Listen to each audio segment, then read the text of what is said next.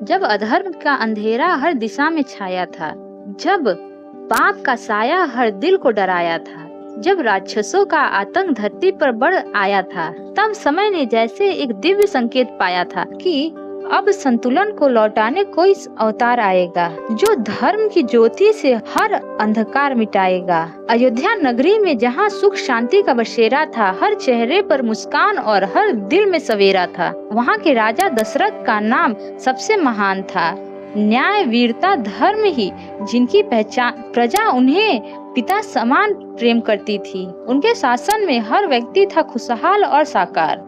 लेकिन उस राजमहल के भीतर एक सन्नाटा भी रहता था। राजा के हृदय में एक अधूरा सपना बसता था। 3 रानियां थी, कौशल्या, कैकेयी, सुमित्रा साथ। फिर भी संतान बिना अधूरा लगता था। जीवन का हर एक पल। रात के अंधेरे में राजा अक्सर सोच में डूब जाते, मेरे बाद इस वंश का दीपक कौन जलाते। आंखों में आंसू और मन में अनगिनत सवाल लिए वे अपने भाग्य को हर पल कोसते हुए जिए। तभी एक दिन गुरु वशिष्ठ ने उन्हें समझाया, राजन, हर दुख का अंत ईश्वर ने पहले से ही बनाया। समय आ गया है कि आप यज्ञ का सहारा ले, पुत्र कामेष्टि यज्ञ कर अपने जीवन को संवार ले। यह सुनते ही जैसे राजा को एक नई आशा मिली। सूखे हृदय पर फिर से विश्वास की भाषा खिली। पूरे राज्य में यज्ञ की तैयारी होने लगी। हर गली, हर चौक में पवित्रता बसने लगी। ऋष्यांग को बड़े आदर से बुलाया गया। वेदों के मंत्रों से यज्ञ को सजाया गया। अग्नि की लपटों में आस्था का प्रकाश झलकता था। हर आहुति के साथ विश्वास और प्रबल बनता था। तभी अचानक एक अद्भुत दृश्य सामने आया। अग्निदेव ने स्वयं प्रकट होकर सबको चौंकाया। उनके हाथों में एक स्वर्णिम पात्र दमक रहा था, जिसमें भरी खीर से दिव्य प्रकाश चमक रहा था। उन्होंने कहा, राजन, इसे अपनी रानियों में बांट दो। प्रेम से जन्म लेंगे पुत्र जो जग को मार्ग दिखाएंगे धर्म से। यह सुनते ही दशरथ की आंखें नम हो गई, जैसे वर्षों की तप एक क्षण में सफल हो गई। उन्होंने उस खीर को बड़े प्रेम से बांट दिया। हर रानी के हृदय में एक नया विश्वास जगा दिया। समय धीरे धीरे अपना रंग दिखाने लगा। हर दिन जैसे एक नई कहानी सुनाने लगा। फिर आया वह शुभ घड़ी जिसका सबको इंतजार था। चैत्र मास की नवमी। हर ओर एक उत्सव का विस्तार था।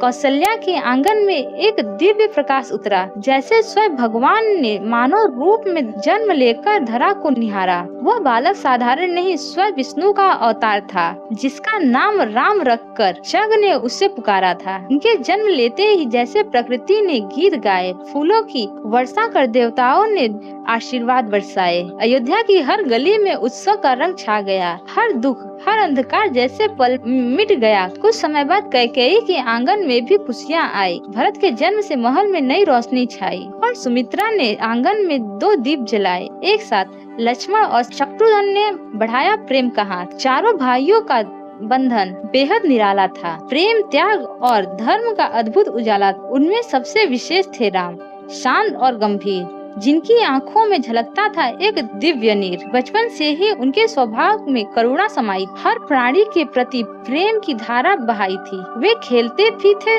मर्यादा का ध्यान रखते, हर कदम पर सत्य और धर्म को साथ रखते। अयोध्या की गलियों में अब नई रोशनी आ गई। हर सुबह जैसे नई उम्मीद लेकर आ गई। राजा दशरथ का अधूरा सपना पूरा हो चुका था। उनके जीवन का हर दुख अब दूर हो चुका था। लेकिन समय की धारा यूं ही नहीं रुकने वाली थी। आगे इस कथा में कई परीक्षाएं आने वाली थी।